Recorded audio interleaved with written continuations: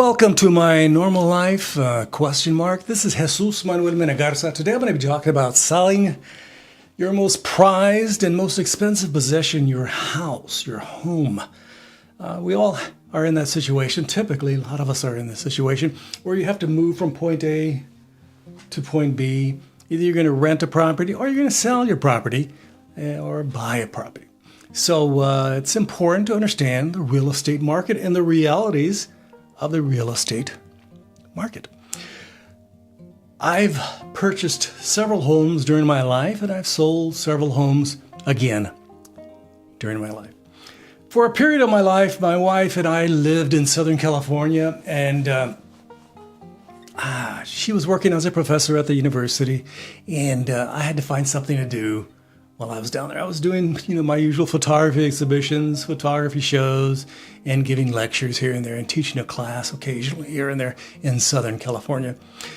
So I decided to spend a few moments of my time studying real estate. I always found it very interesting. So I decided to go to the local community college and take some real estate courses. And I think it was 5 different courses in real estate so I could get my real estate license. In my class, weren't the smartest individuals in the world, and they didn't pay much attention. But in the world of real estate, it doesn't require a degree of intelligence. It just requires that you want to make the sale and do whatever it takes to make the sale. Integrity is not that high on the totem pole. Making the sale is number one, and that's going to determine if you're a successful person, if you got a great smile, if you got a great personality, and you can convince the other person that you've done a deal for them. Typically, real estate goes up in value. So even if they sold your house below market to somebody and you only got this much money, but you bought another house at this amount of money, a little above market, you're still, after about 2, 3, 4, 5 years, you're going to make some money typically. Again, unless we have another recession or a downturn like we had in 2008, okay? So let me look at my notes here. Let me get back to my notes. So number one on my list, I have a list of approximately 10 items. First up is interviewing realtors. You got to interview realtors for the job. You should select 3 or 4 realtors, recommendations from neighbors, people that you see down the street, and of course, you interview them and you ask them a question, the same list of questions. Typically, you ask them, they want a tour of the house, they want to look at the house, they know the neighborhood, and they've probably sold, a reputable realtor has probably sold several houses in your neighborhood, has a good idea what prices go at the time. They have access to what's called the MLS, and the MLS details what your house sold for to you, and the person before that, and the person before that, and what people have sold their houses in your neighborhood recently.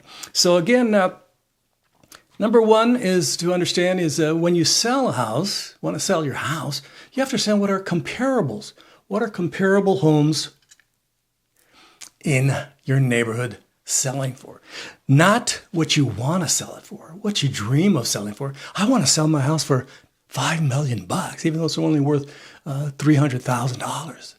No, you don't just set the price. You got to find out what other comparable homes. Comparable meaning similar size in your neighborhood with the same pretty much amenities, a similar condition, vaguely in your condition, and recently, within the last month, okay, what they sold for last month or 2. You don't want to find out what it sold for 5 years ago or what it sold for a year and a half ago, some of these houses. You want to know what's sold recently in your neighborhood. So the realtor is going to look in the neighborhood and go, okay, these houses sold within a block or 2 of your house. This one sold for $600,000, similar size, similar square footage, similar amenities for $600,000. This one sold for $550,000. This one sold for $650,000. So they know what things sold for at that time, and they also understand what the market is like. The market is a seller's market. So hey, I could probably sell my house for $650,000 or $700,000 because there's not that much inventory again, inventory in the old neighborhood. So those are very important things. Interviewing realtors, and all realtors are typically highly motivated. They may not be highly intelligent, but they're highly motivated. These are not, they didn't graduate with a PhD from Harvard or Yale or Princeton or Stanford or anything like that, or even UT Austin. They just, graduated. Most of them just graduated high school. Maybe not even the top of their class, but they are highly, highly motivated to make money, to buy nice clothes, buy nice cars, buy nice houses. And after a while, if you, in this little narrow market known as real estate of business, you gain a certain abilities and experience. If you stay with it for 5-10 years, you become very good in understanding the lingo and hanging out with your friends. And there's a certain competition as a realtor. I'm going to be the top realtor. I'm going to sell most houses. And of course, being motivated does not mean motivated to helping you. They're motivated to make money, okay? So most realtors, to be very honest with you, are motivated by money. My brother, who recently passed away, was a realtor, and then became a broker in Silicon Valley. He became very wealthy, and he's highly motivated. He only had a high school graduate. He was only a high school graduate, but he was highly motivated and did very well as a realtor. Investing in properties in Silicon Valley, investing in properties in Mexico, investing in properties in San Francisco, etc., etc. He did very, very well. So I learned very much firsthand from his experience as a realtor, as a broker, what that was like. And I understood the reality of making a sale, okay? So number one rule in real estate is, in the marketplace is location. Let's say my house is right over here in this part of town, but right across the railroad track are a bunch of lower socioeconomic, houses, beat up, old. So on that side of the tracks, in that neighborhood, houses aren't as valuable as your side of the tracks. Your house has this value, their houses have this value. Location. Certain neighborhoods in Los Angeles, if you lived in Beverly Hills, you live in a prime neighborhood. If you live in Bel Air, you're living in a prime area. If you live in Malibu, you're living in a prime area. Your house is going to have this value. But if you live in certain lower socioeconomic areas, in the LA area, your value is not going to be as high as Beverly Hills. It's going to be over here. Not there, it's over here.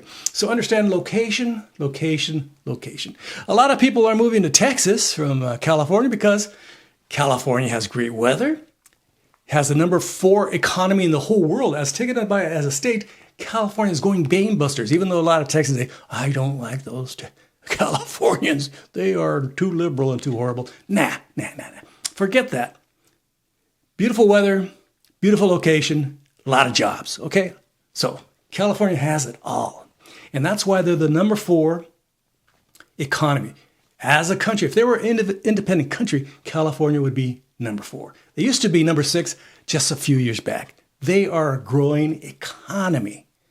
So a lot of people move to get jobs. We moved from Southern California to Fort Worth because my wife accepted a job here. She wanted to work here. I said, let's just stay in Southern California and get another job. No, I want to move to Fort Worth and, buy the big house, which we did, and live here. And she got a very nice job.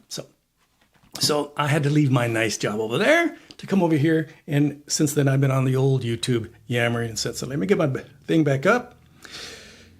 Commission structure. I have to go once in a while to my phone. I apologize. Commission structure. The commission structure is variable. So you can pay if you're selling your house, your seller's agent. If you're selling a home, that's the person you're working with is the seller's agent. And you can also determine what commission can the buyer's agent get also. So if you want to have your seller's agent get 1% of the commission and the buyer's agent get 1% of the commission, you can set that into place. Of course, all realtors say they've been anointed by the Almighty. They should be getting 5%. These people are basically full of it, and they'll just work you like, they'll say, hey, I'm worth it. Yeah, you're worth it. There's about 2,000 realtors in the neighborhood. You're the best, obviously. No. So you got to determine how much you're willing to pay your broker, your realtor. And of course, the realtor will bring in his buddies and they'll say, yeah, he's worth it. The main salesperson at the real estate agency will say, hey, yeah, we are number one. So being 73 years old now, I have seen a lot of BS. I've seen these people say, I am, God's gift. I am the number one. I know all the answers. I am the best person to sell your house. No. Let me emphasize this again. Real estate agents only make money if they sell your house, and they want desperately to sell your house. They desperately want somebody to buy your house. They'll do anything they can to make a buck and turn it over as quickly as possible. They don't necessarily want to spend a lot of time selling your house. They just want to get it on the market, show it, make a buck, and say, adios, muchacho, nice knowing you. I probably won't ever see you again. Bye-bye. So that's marketplace and structure, buyers and sellers, etc., etc. Flippers. This is the number one worry I have, and I've told my wife when we sell our house in a year or two and we move back to, Northern California, that we have to worry about flippers. And my wife is a very trusting individual. That person has such a nice smile. They are very nice to me. I like them. Of course, I see a crook. I see somebody who wants to take advantage of me. A flipper, this is. Let me tell you what a flipper is. Basically, the marketplace has determined after your research that your house, let's say, for example, is worth $1 million. Let's say your house is worth $1 million.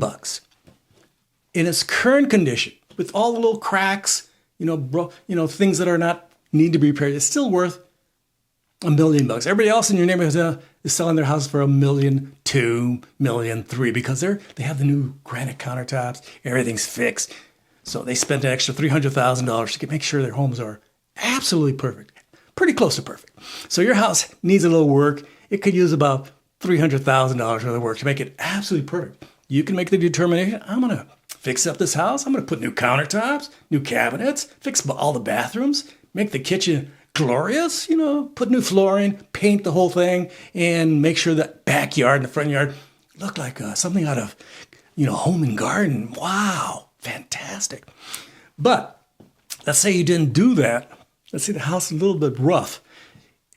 Instead of the $1.3 million, it's now only worth about $1 million. What a flipper will do, this is how flippers work, okay? They only invest in a house if they can buy it from you and immediately make 20%. That's the rule. A flipper will not even look at you sideways unless they can make 20% just by signing the contract. So $1 million, they'll offer you $750,000 or $800,000 for your house. And they'll say, and of course they'll have their fellow agent walk in and go, oh my God, he's doing you a service. This house is a piece of trash. Nobody wants to buy it. We'll fix it. We'll buy it. And you don't even worry. We'll make it. And this is a key term. A lot of them, you can tell a person is a fixer who wants to buy a house. We'll make it easy for you. Because you're old, decrepit, and a piece of shit, or you're stupid and don't know better, and we're hustlers, and we got our, Armani suits, and we got our, top of the line Mercedes out there, and we're just parked. We want to buy your house. We'll buy your house. We'll do you a favor. We'll just write you a check right now. Make it easy. You can just leave right now. Leave it in whatever condition you want. We'll give you $750,000. How about that? How about $800,000? Well, I'm in a good mood today. I'm going to give you $800,000 for your house that actually is worth $1 million in the current condition. So those are flippers. I would avoid flippers at all costs. And you can tell a house that's been flipped because they all have pretty much the same style inside. They paint everything. They replace all the doors, and they put, they fix odds in it. They put a new refrigerator, a new maybe stovetop, and call it good. And maybe that's about it. Just they'll shine it up and make it look nice, and then they sell it.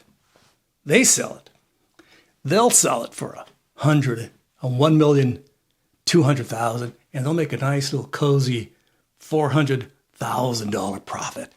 Very nice being a flipper. And of course, this is where the real estate market is rather unscrupulous there, or the term is dishonest. Okay. Your realtor may be in cahoots with a flipper. He'll bring your realtor will say, "Hey, I got a friend over here who'll just buy your house. We haven't been able to sell it for, the last couple of weeks. I got a person who'll just give you a nice deal, as is. You don't have to fix anything. And this is Fred." And Fred walks in. "Hey, nice meeting you. You're such a..." And they say, "Yeah, I'll buy your house. You don't have to worry about it. I'll make it easy for you, and I'll buy it for $800,000. Even though you had it on the market with this realtor for $1 million. They say, "Well, nobody's buying it right now because of its condition. That's not worth $1 million. It's only worth $800,000, and I'll buy it. I'll write you a check right now. You don't have to worry about anything. I'll take care of everything. I'll make it easy peasy for you. You're welcome, because I'm a nice guy. I'm a super nice guy." And your realtor, who's in cahoots with the person, says, "Yeah, he's a nice guy." And of course you say, as a naive individual who doesn't deal with realtors only once every 6, 5, 10 years, and you say, "Oh, okay, I'll do it. Thank you very much. You're such a nice guy. I like you. And my realtor likes you." That's all that makes a difference. And they sort of work you till you're almost tired, and you go, "Whatever, let's just do it. I'm just tired of dealing with you." So these are some of my ideas, suggestions, in case you're in the market for a house. Hope you do well selling your house. I've dealt with realtors in a real estate office, working with realtors, having families who are realtors and brokers, and selling my house and selling my properties and understanding the marketplace and dealing with individuals who are unscrupulous. And I've heard them and I go, no, this is bullshit. So thank you very much for watching my video. Don't forget to like, subscribe, and share my video if you have the time. Only if you have the time. And please leave your kind and friendly comments and questions below. I'll try to answer them. I'm not a realtor anymore. I haven't been a realtor for about 15 years now. I haven't done anything in the marketplace selling properties, but I have a good understanding, having a lot of experience. Thank you very much. You're welcome. And I would greatly appreciate it. Again, don't forget to ring the bell for future notifications and subscribe to this modest channel. This is one of my smallest channels. I have 4 channels. RVing Travel Adventures, where I deal with the RVing industry. And then I have a photography, audio, and video channel called Jesus Manuel Mena Garza, photography, video, and audio. And this channel, My Normal Life, ? And I have my regular channel, my first channel, in which I put some of my political commentary. I don't consider this political commentary. I consider this common sense and advice, especially for you youngsters and for you oldsters who are a little tired. Don't be taken advantage of. Just read my little list. I'll have this list in the description where you can cut and paste it and save it and use it for reference, okay? You're welcome. Again, this is Jesus Manuel Mena Garza for My Normal Life ? Gracias. Adios. Bye-bye.